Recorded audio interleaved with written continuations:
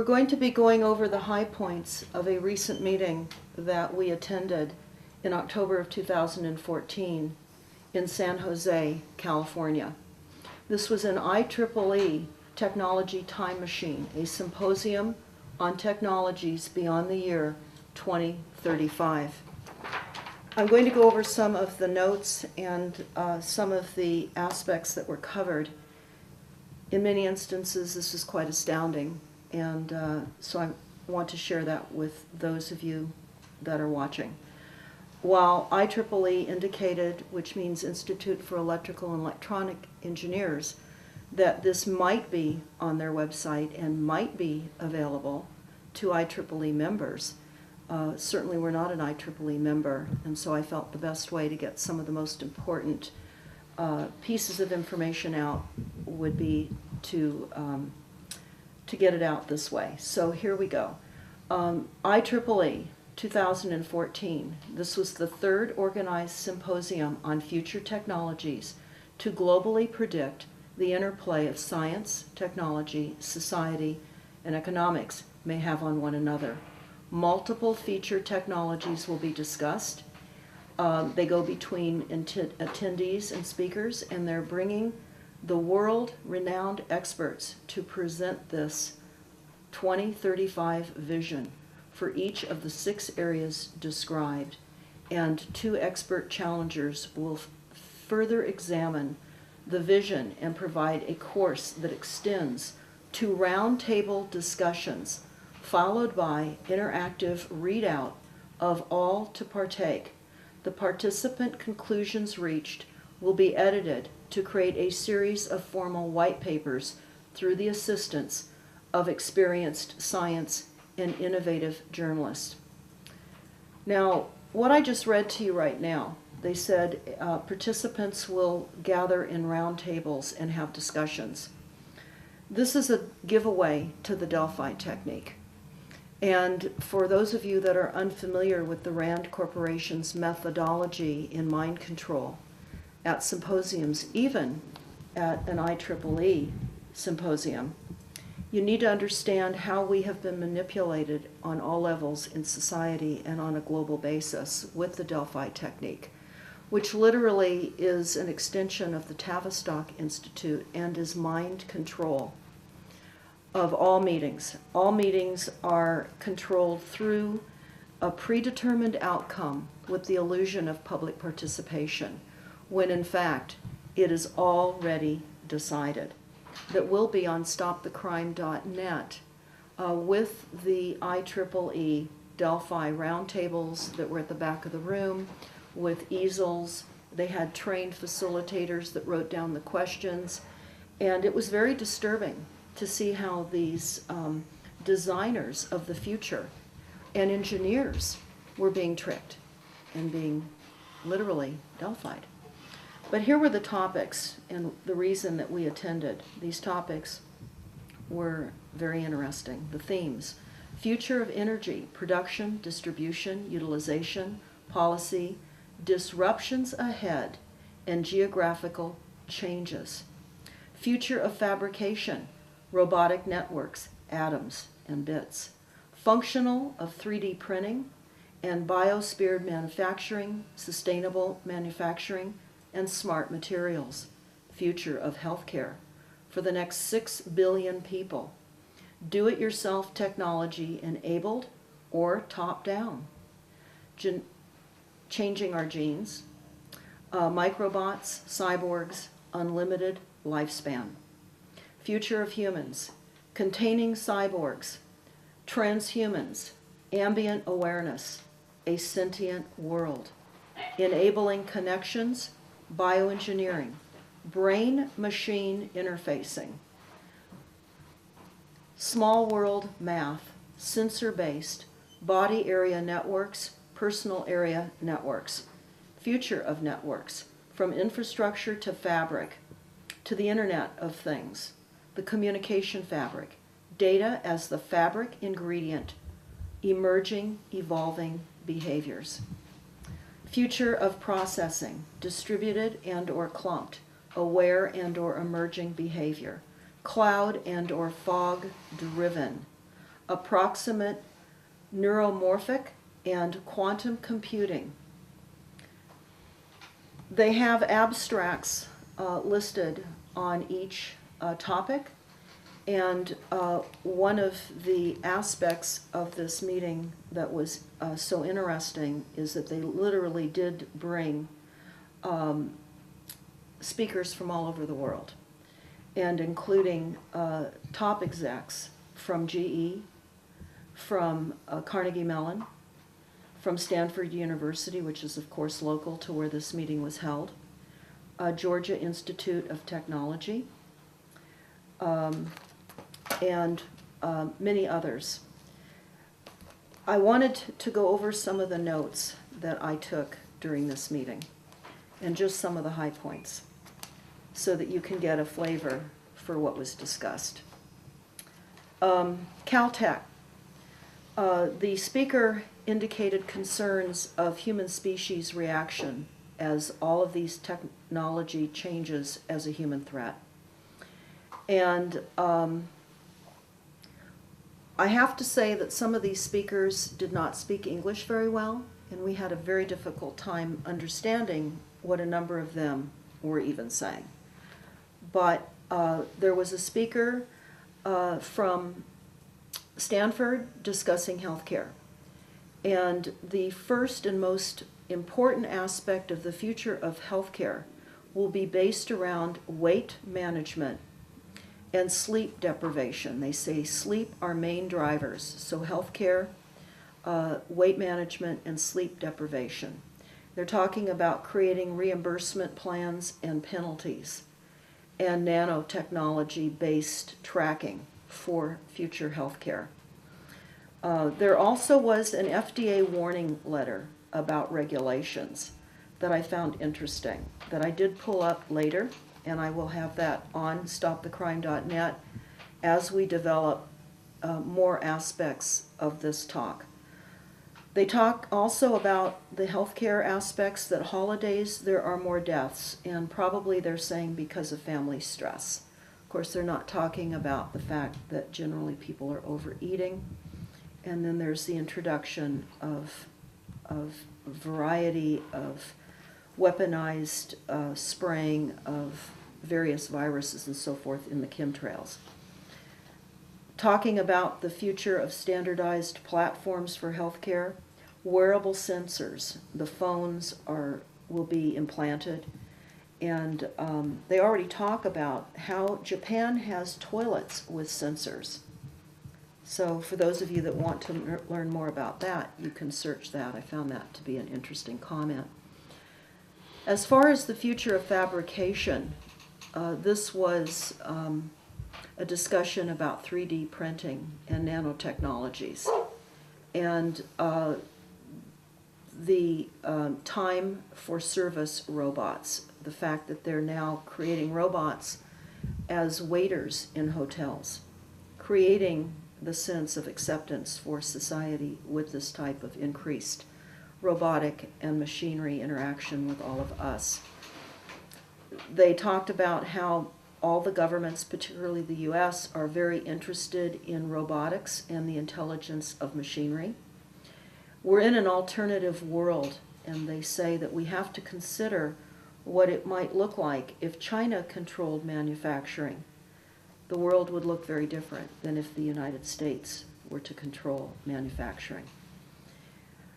They spent quite a bit of time actually in talking about the demographic drivers and the aging population.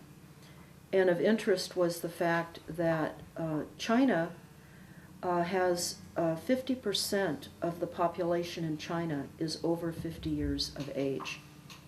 And they also mentioned that the United States baby boomers were 40% of the wealth. And that's important to know because they're trying to asset strip the baby boomers. Food manufacturing for everyone in the world. They talk about 3D printers and how they can now create and make earbuds that will literally be created to fit in your ear. They can have a custom earbud in 3 hours. And how all of this will affect salaries worldwide. China, the salaries now have increased 350% over the past decades. And now China is becoming higher cost, and so that's why some of the manufacturing is now moving to India, shifting where they can get cheaper slave labor. Talked about how gaming would be a very important skill set for young people here in the country to be prepared for the world ahead of them. That would be a very, very important area of education.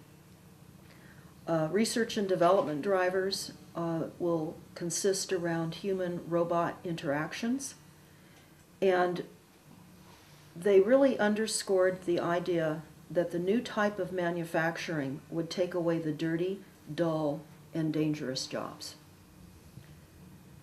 They'll have, with the introduction of machinery and robotics into manufacturing, they talk about the predictable quality, such as in auto manufacturing and in the plants, the assembly lines. They say with humans, they'll have a series of Monday cars, and then they'll have a series of Tuesday cars, because people are not as consistent. And one robot for every 10 auto workers, and they will create consistency. They won't have a displacement between what days humans make automobiles and other aspects of manufacturing on. Again, quite a bit of information about the Internet of Things and how products will be built in the future. They talk about how warehousing will change, distribution will change, and that will be because of the efficiency of robots. That warehousing and density will triple because of robots. The increased use of unmanned aerial vehicles. It was discussed that the U.S. had over 50,000 unmanned vehicles in the theater in Iraq, and that the pilots now will be drone operators. There won't be the need to have pilots trained for flying because of the unmanned aerial vehicles. Something else that I thought was very interesting. The unmanned aerial vehicles will replace UPS. They say 10 years from now, so that would be by 2025, UPS will show up, ask you what you wanted, what your order was going to be, and then they would print it out for you on a 3D printer. They talked about driving, that our kids in the future will not know how and not need to learn how to drive. That will also help the aging population, because they shouldn't be driving with all the medications that they're taking. They're unsafe on the roads. So they talk about how this will be a benefit. There will be more people able to travel because the cars will be doing the driving for us. All unskilled jobs will go to robotics and to robots. And that students now that are in college must update their skill set, or there will be no jobs for them. Summary on this component of the talk was we're undergoing a revolution due to technology. Now, for those of you that have gone to stopthecrime.net, I urge you to take a look at the NASA War document. The NASA War document reveals how there's going to be societal, absolute societal chaos because of machinery. And it's going to lead to road rage, depression, and more. So I would recommend you look at how this talk compares with the NASA War document. A man from IBM talked about robots for humanity, and that already they were able to print these robots on a 3D printer, and they're already in hotels. They can make cookies, and they're called the butler in the hotels, and this is now being marketed. Open source software allows the robotic industry to go much faster, to grow much faster. They're going to be fabricating our biology, organs, hearts, lungs. This will all happen possibly before 2035.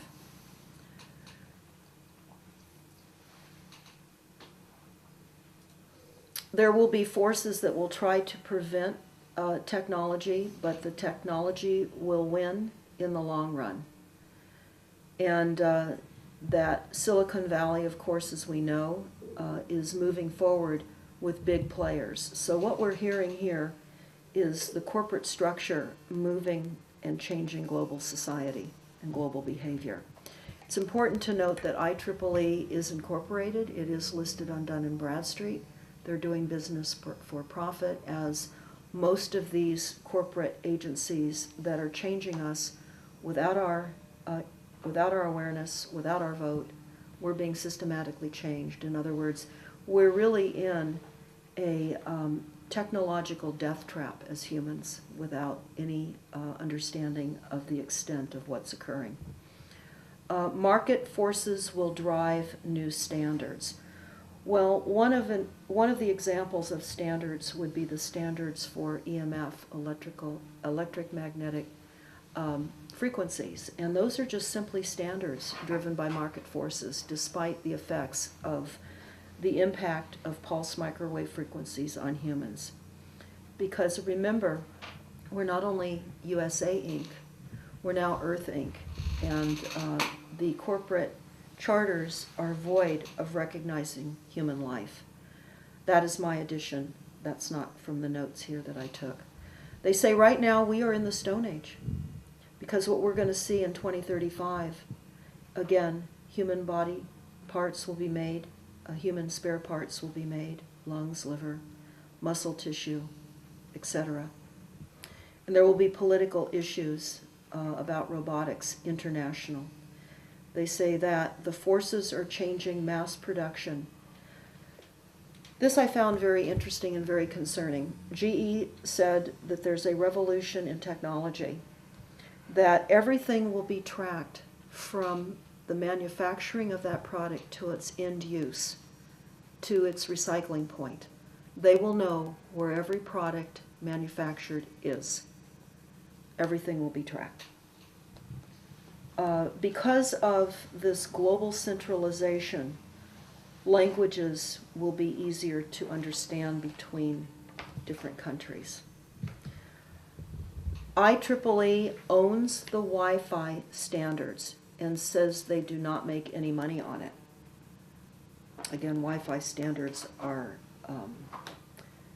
frequencies. Barry Trower certainly has a lot of information about the dangers of Wi-Fi in schools. We know that our children now with Common Core are all faced with Wi-Fi tablets, and it's causing cell breakage and a variety of behavioral ramifications, sleep deprivation, which is what they said would be one of the two top health concerns going forward, weight and sleep deprivation. Well, that's of course being created by the bathing of the globe in frequencies. Cell phone towers, antennas, all of our wireless devices. They go on to talk about how ultimately engineering and science will be good for mankind. But there's an alarming lack of trust in society. And when I mentioned the Delphi technique, I certainly wanted to point out on the various tables that we visited after some of these presentations were made, they had questions on each and every single table. There were 5 questions. They were all the same.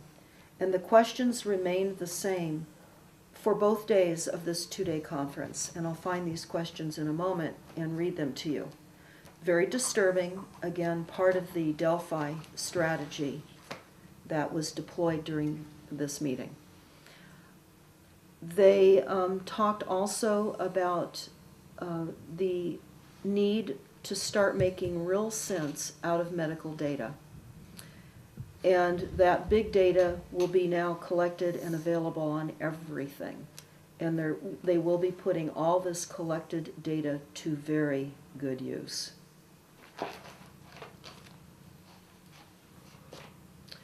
One of the speakers was from the FCC.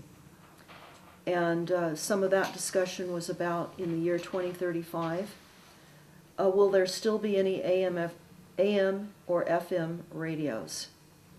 And what are key public policies? They need to create key public policies. Unsustainable suburban sprawl will be the model. In other words, they are talking about condensing us into these smart cities. The entire conference is based on the assumption that we must reduce our greenhouse gas emissions and that climate change is a reality. And we know, of course, that climate change is fraudulent, corrupt science, and that they're moving forward on a presumption of science that's not real. They talk about how water, energy, and transportation and communication are all merging, that everything would become centralized. There would be no more separate wells on people's property. Everything would be centralized.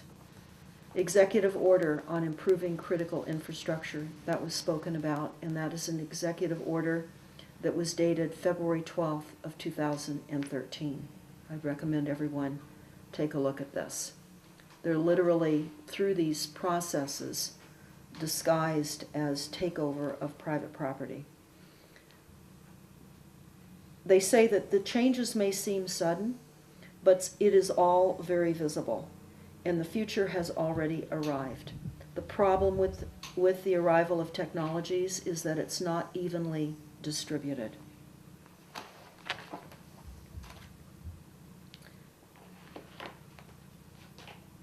Again, they're concerned about humans' limited perspective of technologies, and that because of limited perspectives by humans, it's delaying the onset of advanced technologies. Talked about how the TV news is going to continue being on the air even though the mega propaganda media is losing viewership. As a business model, it must remain on the news because it has quite a bit of marketing opportunity when it is up on air nonetheless. And they said there's no reason to turn it off. So essentially, what we all know, of course, is that the media propaganda is continued on every level.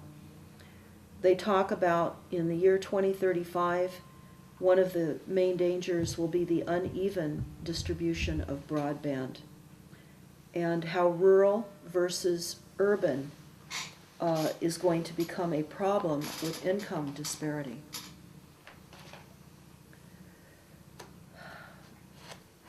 This I found interesting because this keys to an interview I did with Barry Trower, which you can type in, the cooking of humanity. They talked about billions are being spent to increase the spectrum.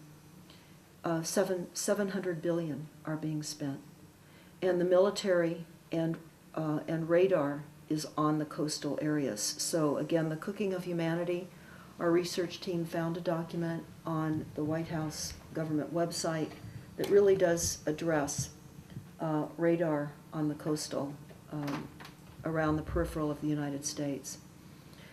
By the year 2035, we will all be able to make custom movies and video games in our homes. Residential network will no longer be on poles or in the ground, and they will have a monopoly on all of this. Could things get worse? They talk about technology gets better, but society doesn't. Again, massive income disparity, and there will be increased tension between city versus rural dwellers. This was interesting, and again, this was by the speaker from the FCC, and I was rather stunned when I saw this on the PowerPoint. And we will try to get this from the IEEE website once it would become available, if this is released. It was discussed about if RF radio frequencies were to be discovered to have significant health risks that could change the conclusions that are being made right now. And of course, we know many are contending, and we know that the increased frequencies are damaging all living organisms on the planet. I found that interesting that they would add that in. By the year 2035, everything will be wireless, absolutely everything. In fact, we will communicate through the extension of our hands. We'll always be connected.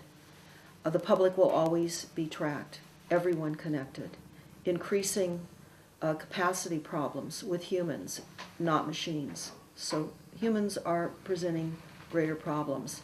We don't have the capacity that machinery has. They'll need more licensing and more creative opportunities. They're going to put antennas inside our homes and inside us versus outside. They need antennas where people are so that we're always connected. Again, they recognize the huge challenge of privacy, and this will lead to a significant societal change globally. The future of networks was presented by a speaker from Japan. I could not understand him very well, but he was talking about brute force, that there will be 5G and higher frequency spectrums, and they want to tackle worldwide coverage.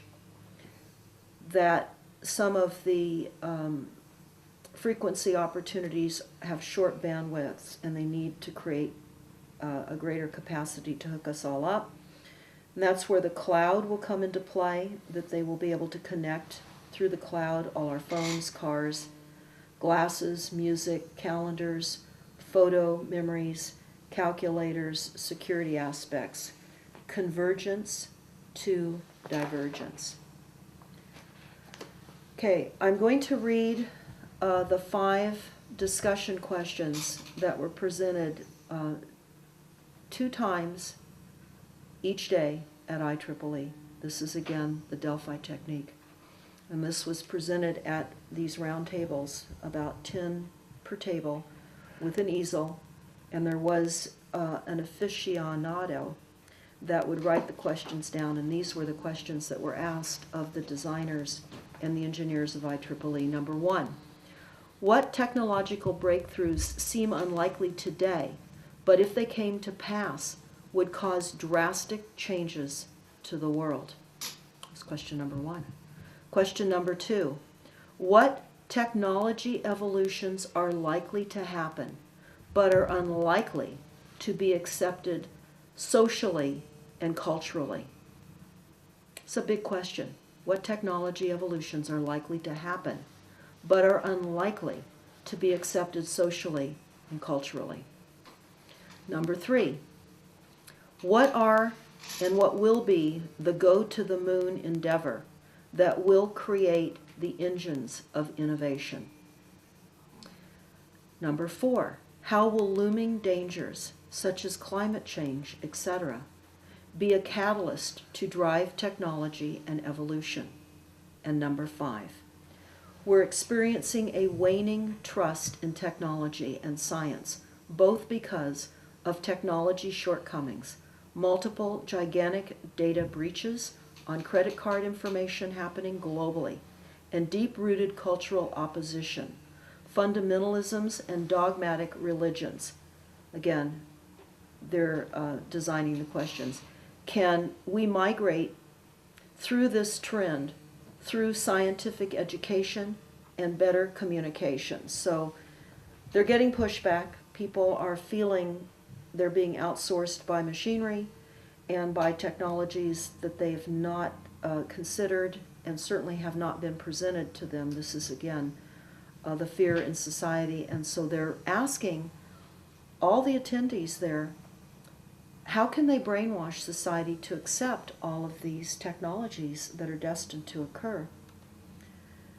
The FAA will regulate the airspace in 2015 for drones. Bell Lab talked about cameras on people and how this changes people's behavior. how the cameras on law enforcement has absolutely changed the behavior in law enforcement. And again, cameras will change behavior. So they believe that through greater surveillance and greater camera viewing of all of us, our behaviors will be changed, they say, for the better. In Russia, almost everyone has a camera.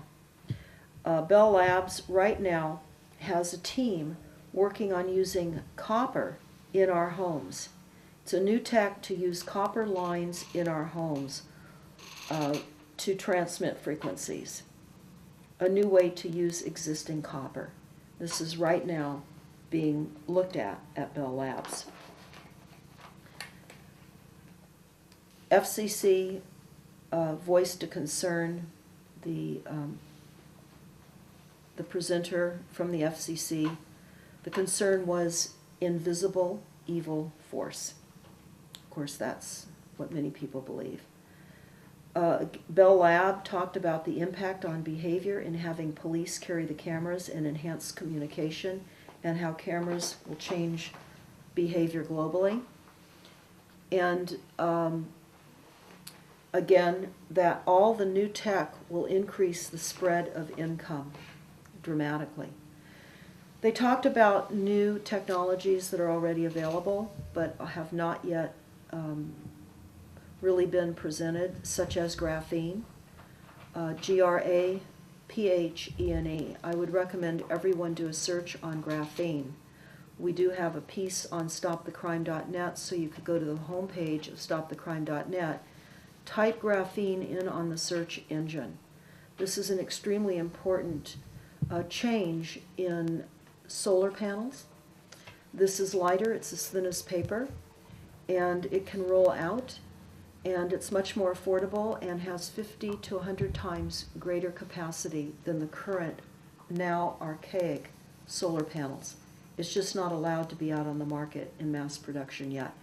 Again, everything has planned obsolescence, so by the time we get loans on our homes to meet the renewable energy requirements to reduce our greenhouse gas emissions in our homes, they come out with something that's easier to implement, less money, and much more efficient. So I want to turn everyone's attention to graphene, Graphene. There was a quote Carl Sagan said while he pointed to his head, that our head is a machine, machinery and self-awareness and consciousness. We will have self-aware and conscious machinery, and by the year 2035, there will be more intelligent tasks, and humans will not be able to keep up with computers. And they talk about how we lack security schemes to handle this technological evolution, that these are huge markets and that they will have huge profits, and that society also naturally devalues technology. The more that society counts on it, the more that we take it for granted. They talked about how the public is naive. The designs and designers are becoming more complex with technology, and this, they say, will be great for the elderly. Again, the stated goals and the real goals. They continued to talk about challenging our definition of what is human. So this is what we're all facing, a redefinition of what is human through these technologies. MIT will slap ethical frameworks and you will change. This I found very interesting. Because our time frame now has changed because of computer time, our younger populations already now view time and life differently than older generations that are not as adapted to the computer technologies and other technologies. And what they said they're doing is they're changing all the programming. Everything that we see in the media, on television, is being changed so that it fits in with the speed of the change of technologies. And what do they mean by that? Well, they used nature programming as an example. National Geographic, for example. In the real wild kingdom, the animals are lying around and they're conserving their energy. And that is not dramatic enough for this time-intense world that we live in. So they've amped up what is expressed as nature so that our kids don't even really know how nature really works anymore. In that we now have Shark Week. So all week long they're showing these fast, sped up shark attacks and a variety of displaced viewing of nature. That's not how nature works. And so the same thing goes with showing lions. They're always showing the hunt or the kill, rather than the lions in their natural habitat, in their groups, conversing as they would. So this has changed. Again, they're changing all of this so we don't see the old world. They're devaluing how life is being presented. Our brains are different, and they said our newer brains are being rewired by the internet effects, and humans are being coupled with technologies all around them. They spoke about how in 16 years we will have human brains hanging off our belts. In other words, the technology will be such that it will advance beyond human brains, and we will have the capability to access much greater intellectual opportunities. During our lunch, we had a talk presented to us from a professor, and it was all about the big brain, and I thought that this was very interesting. And they were throwing cognition into technology. And they talked about the non-humans, and humans have low bandwidth. Technology will carry the burden now of cognition. An interesting comment that was made is we will not have to remember. We will not need to have our memories because we will be relying on computers to remember for us. So we're literally being phased out of the equation, and that's what this IEEE was all about. The evolution of humans. Telepathic helmet with DARPA. Well, we know that they have synthetic telepathy where they can literally talk in our heads now. So they weren't coming clean with the complete advancement of technologies, but I referenced in my notes for everybody that's listening to what I'm discussing right now. Again, go to the NASA War document on stopthecrime.net, and they'll talk about plug-and-play technologies for education. This is basically the big global brain discussion.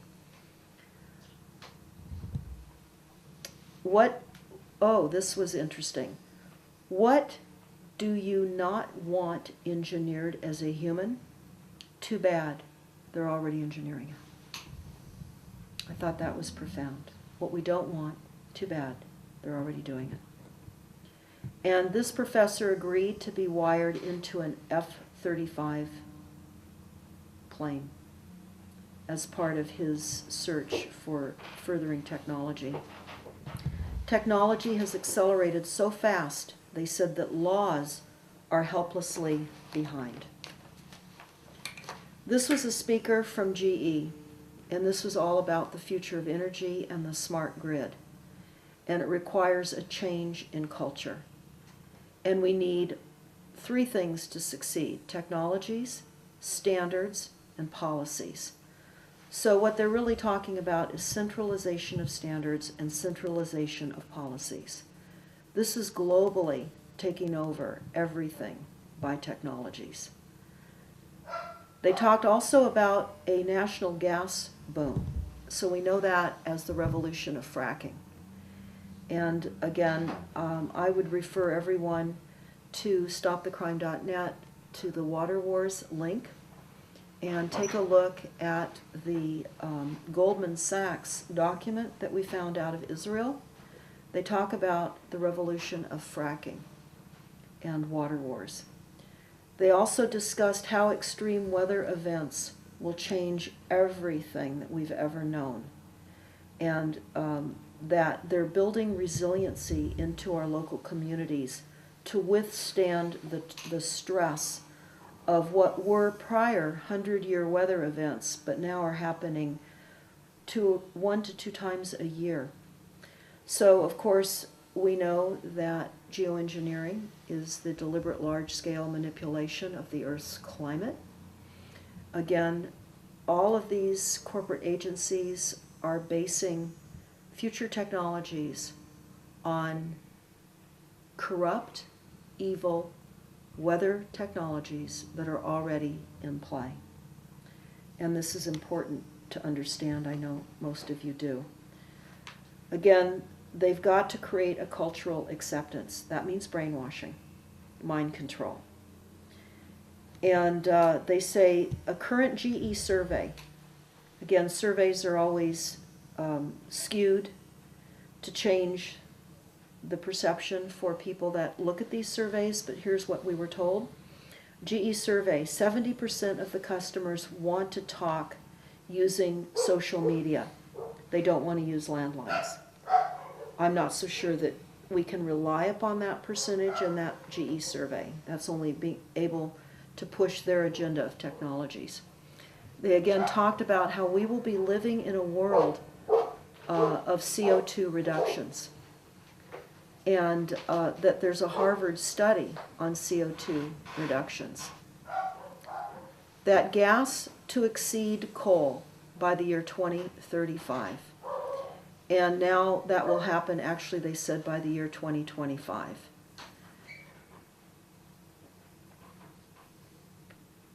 They're targeting future designs of, GE is targeting California, Arizona, and Queensland in Australia for utility advancements. And there are going to be microgrids with military bases in rural areas globally. There was some discussion about what occurred in San Diego and Southern California about the cloud cover and how they were experiencing voltage spikes with their smart grid, and that due to the oscillating volatility of the grid, they're literally going to have to redesign a different control device than the smart grid, which I thought was very interesting. Again, they stress the importance of global standards, all being the same, that will provide higher profits. The GE term for smart grid definition is from turbine to toaster. The smart grid foundational studies are harmonizing global, again, the continued drumbeat of globalizing standards. They talked about our aging infrastructure, and the profits will now be tied to performance. Well, it's important to understand that our aging infrastructure was designed to put us in the situation that we are. Certainly, those in control of our utilities and other aspects of delivery systems did not reinvest as you would normally think, simply so that there would be the opportunity for centralization, because as local utilities globally are unable to pay for replacement of pipelines and corrosion, etc., they're going to have to take on the terms of private-public partnerships, which is globalization and centralization.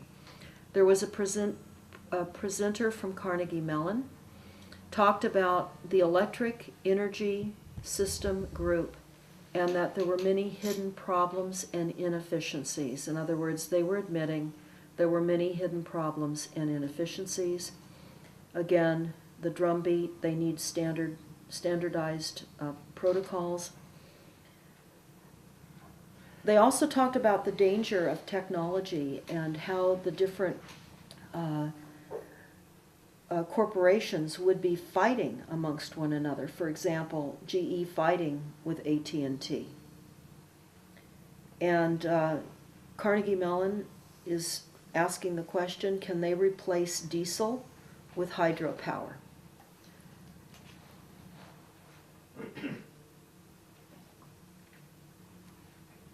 Again, climate threats was something that they talked about throughout the entire program. We'll be living in a carbon-constrained world. And we will have really, really hot summers.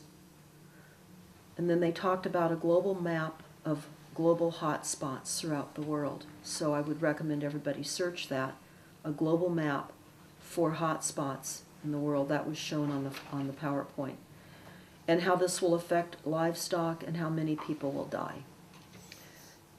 And they are wondering and questioning if the populations understand global warming. They certainly don't understand climate change. Well, they don't, because certainly most people are unaware that that's all being engineered.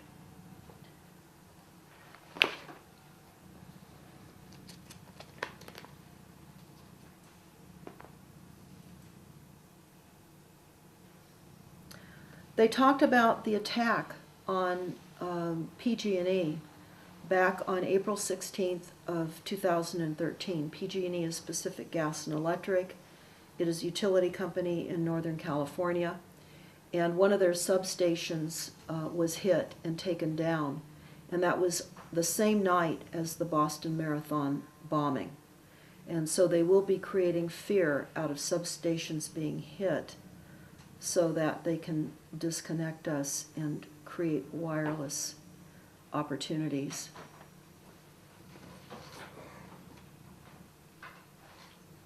Again, there's the constant discussion about the impasse between urban areas and rural areas, and that they will standardize all the city or urban areas first, and then they'll move the dollars out to the rural areas. And they talk about how the urban areas will have the majority of the money.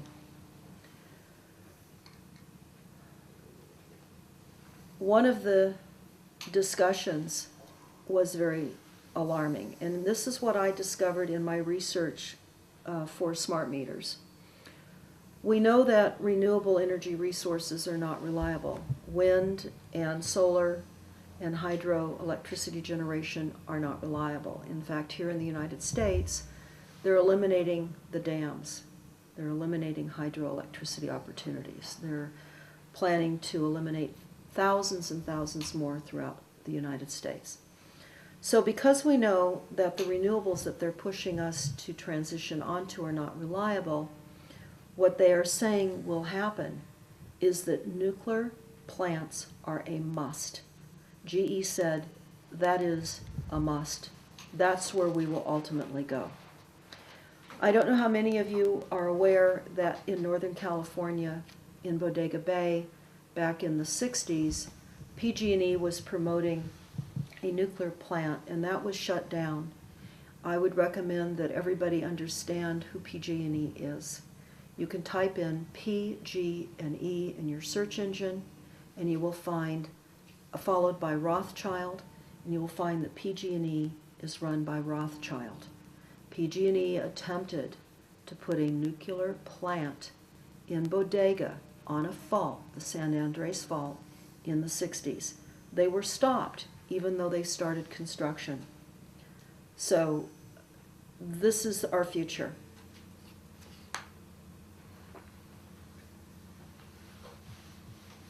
They went on to tell us that central authority is required, and this is what the Department of Energy is gearing towards. The U.S. is the only country where the grid is not owned by the government. Well, that's not true. they're not, of course, defining what the government really is. And the government is a maze of corporations, and we are most definitely owned by these maze of corporations.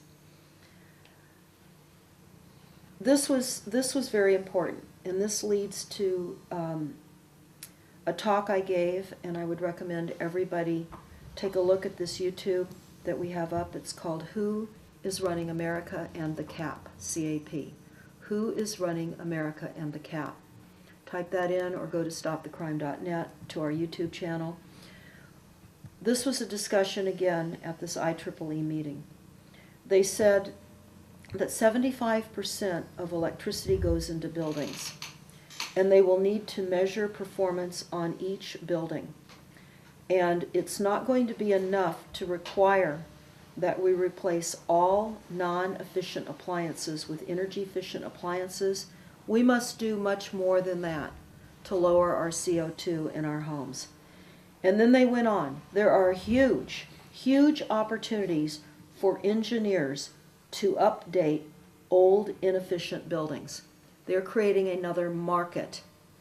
They're going to be absolutely asset stripping all owners of real estate, requiring upgrades that people are unaware of. And they referred to Mayor Bloomberg in New York and how they've already moved forward in New York with requiring upgrades on commercial buildings, etc.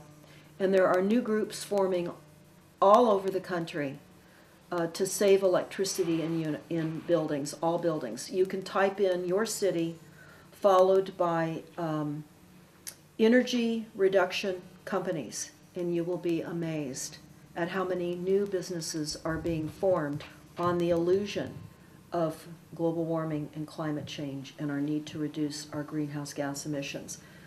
We're living in a world of a virtual reality where certainly we're being led to believe that global warming is a scientific fact, and it's not. They're rewriting history, they're rewriting science. In fact, all of our children are being taught now in school that global warming is a reality. Again, they talk about how the smart meters will be used and will charge extremely high costs, and this will offset the use of energy.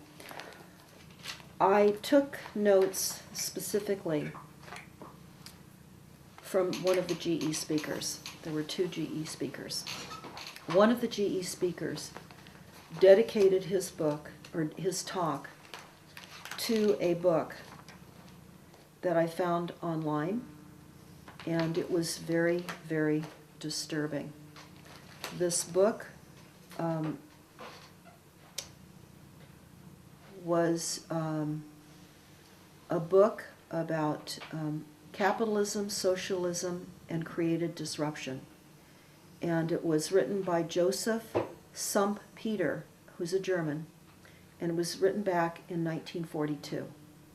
And this GE presenter said this man foresaw the future, and he dedicated everything to this man and to this book. Now, this GE presenter is the one that came up at the podium and said, forget everything you think you know and ways in which you perceive your future. Because he said, I am from the future. He stood there and he said, I am from the future. And he comes from GE Global Research Center, and he comes from the future. And he said, GE, the changes will massively disrupt global business, that we must innovate or we will have no jobs. That the global manufacturing paradigm will change globally. Massive, massive disruption in manufacturing. GE has committed to produce over 100,000 3D printer components by the year 2035, which includes human organs. They will be printed, I mentioned earlier, such as hearts. By 2035, he reiterated, everything will be tracked from manufacturing to end-of-life use. The physical world is moving slowly. GE has designer contest where they recently had 700 designers come in. This is how they sequester our brilliance from intellectual minds, and how they really do sequester ways in which to advance technologies by offering huge awards to people that will present designs. And I'm going to read to you who GE is. I typed in General Electric and William E. Rothschild, secrets to GE's success. William E. Rothschild said he has led his own consulting firm, Rothschild Strategies Unlimited, in 1984 after leaving General Electric. So you certainly can understand the tentacles of the banking empire are woven into all aspects of future technology. And the world is being created without humans because we don't have the capacity of machinery. The future will be better if you forget it, the present. And you can forget to remember because you don't need to remember anymore. Memory will be the computer.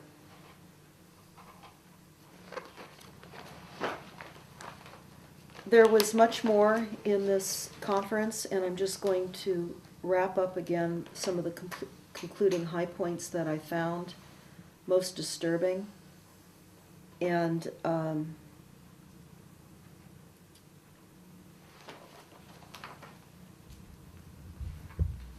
the information age is over. Computers are taking over. I will certainly encourage that everyone understand who IEEE is. IEEE is a corporation. IEEE is sequestering knowledge globally. They're creating global standards, and they're working with other global corporations, Earth Inc. IEEE has an alert. It says mind-controlled technology could make humans smarter. Wouldn't it be nice to brew a cup of coffee in the morning just by thinking about it, or shut off the TV with the blink of an eye? An IEEE senior member is working on so-called mind-controlled technology that can help people accomplish simple tasks by putting on a sleep mask or pajamas embedded in sensors. I want to just talk about for a moment, before I wrap this up, about IEEE's participation in creating smart cities.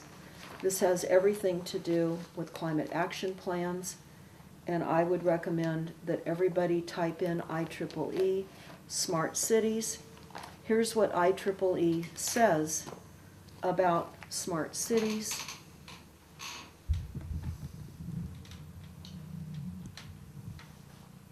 This is an alert. This is land theft. This is reorganizing the global populations into urban human settlement zones. And IEEE says the United Nations predicts a near doubling of city dwellers by 2050. The global population will increase from 7 billion to 9 billion. UN forecasts with the urban population to grow 2.5 billion. They talk about the high cost of living, increased crime rates, massive investments in infrastructure, exponential growth of data, and potential cultural clashes. So I want to alert everyone again, IEEE is involved in moving you off your farms and ranches and consolidating all human activity into these smart cities. I want to thank you for bearing with me as I went through these notes. We will have more detailed information as we transcribe more of our notes. Again, this is the IEEE conference in San Jose, California, in October of 2014, and this is the IEEE Technology Time Machine. Thank you.